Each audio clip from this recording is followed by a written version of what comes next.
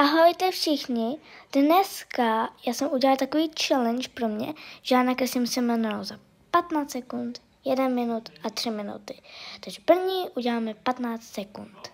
Jdeme na to. Takže čas zapnu za 3, 2, 1, teď. Mamo, já nevím. To je úplně špatné.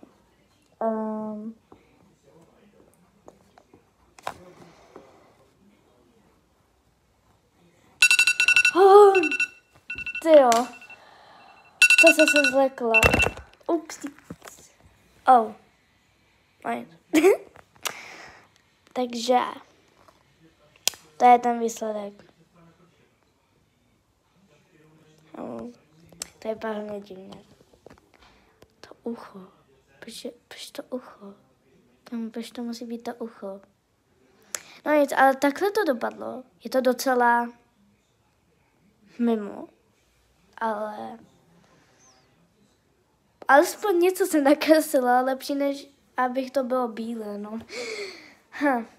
Tak jo, takže to je ten výsledek. Docela dobrý, za 15 sekund. Hustý.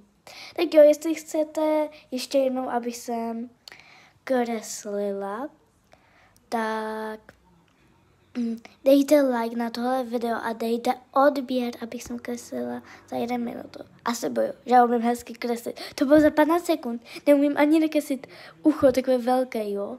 Jako, věřte mi, já umím také hezky kreslit, jo. Takže part 2, dejte odběr a like. Ahoj!